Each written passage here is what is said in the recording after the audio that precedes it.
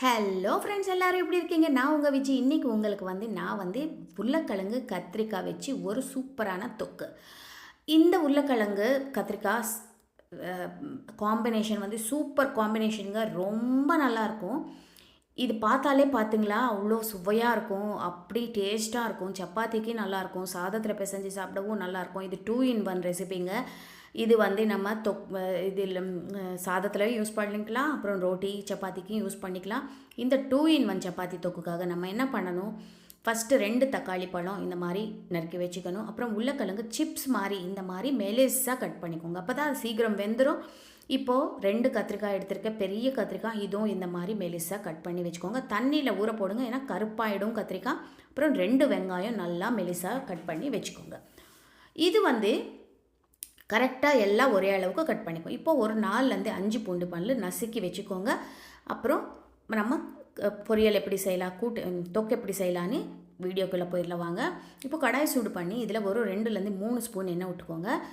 நான் கடலை எண்ணெய் தான் யூஸ் பண்ணியிருக்கேன். நீங்கள் எண்ணெய் நல்லெண்ணெய் கூட யூஸ் பண்ணிக்கலாம், நல்லதாக இருக்கும். இப்போ இதில் கடுகு போட்டுக்கோங்க, ஜீரகம் போட்டுக்கோங்க. கடுகு நல்லா வெந்ததுக்கப்புறம் ஜீரகம் போட்டுக்கோங்க. இப்போது இது நல்லா கடுகு நல்லா வெடிச்சிச்சு.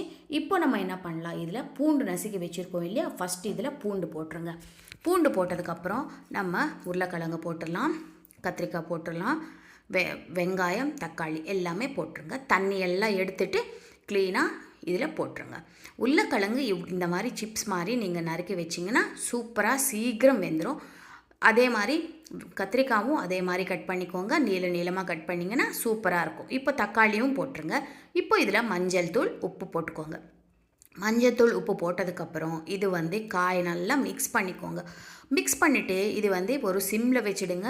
சிம்மில் வச்சுட்டு நீங்கள் நடுவில் 2-3 வாட்டி மிக்ஸ் பண்ணிவிட்டு இது ஒரு 5 நிமிஷம் அப்படியே நல்லா வேகணும். இப்போ 5 நிமிஷத்துக்கு அப்புறம் இந்த போட்ட நம்ம உருளைக்கிழங்கு கத்திரிக்காய் தக்காளி வெங்காயம் எல்லாம் நல்லா வெந்துடும், குழஞ்சி வெந்துடும். இப்போ நம்ம இது ஒரு வாட்டி மிக்ஸ் பண்ணிடலாம். உப்பும் மஞ்சத்தூள் போட்டோம் இல்லையா, இது மிக்ஸ் பண்ணிவிட்டு இதுக்கு மூடி போட்டு நம்ம அப்படியே ஒரு 5 நிமிஷம் விட்டுடலாம்.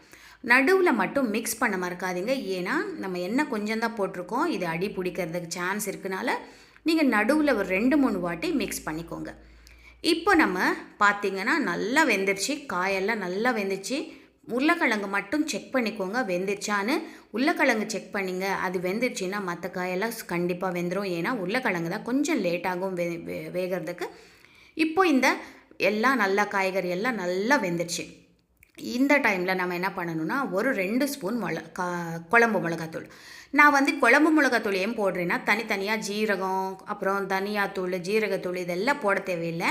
குழம்பு தூள் 1 ஸ்பூன் போட்டிங்கனாலே போதும்.